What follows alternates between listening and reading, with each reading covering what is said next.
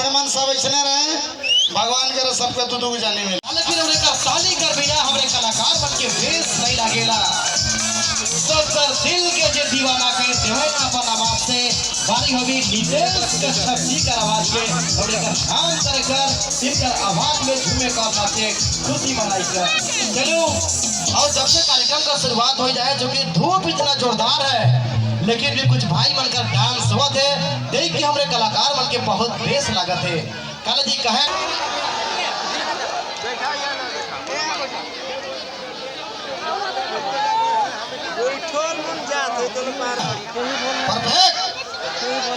सबसे पहले तमाम हम अपन झारखंड बटले मुर्ख प्यार लेके तोरे लगे ना ही हमार बटले जितना उड़ीसा वासी रौलकेला वासी अपन हिया कर जितना हमरे कर भाई बंधु जायत गोतिया वाला तिथि मेहमान सब मन के अमर मन से जोहार करत थी। बहुत सारा प्यार बहुत सारा बधाई।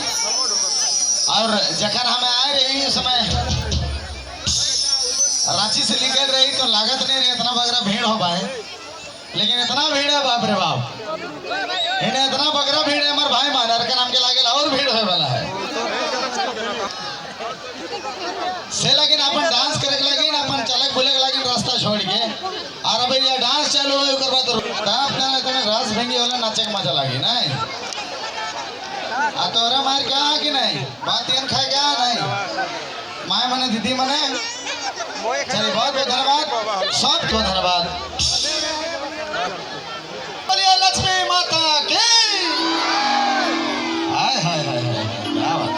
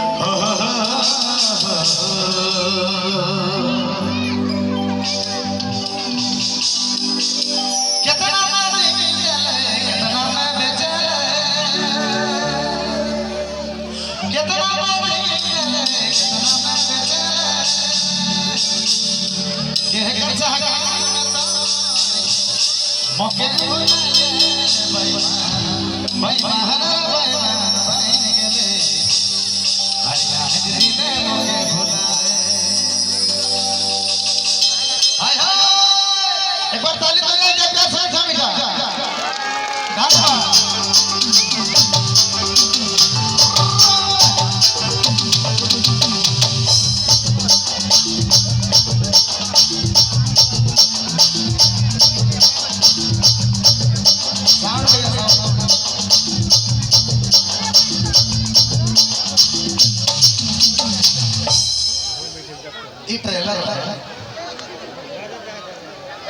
ट्रेलर है अगन पिक्चर बात की क्योंकि स्टार्ट है नवा धरती है नवा जगह है तो हम कितने ऑब्जर्व करे नहीं पा रहे थे साउंड माने आप बजाएंगे बोला अभी सिस्टम पूरा पूरा जबरदस्त खाली इन्हें ठीक हो इधर यार हमरो करवा तो नाचे डे के मराई जावे ओए एनी प्रॉब्लम दो तीन इंग्लिश हम भी जानते हैं रांची से आए हैं।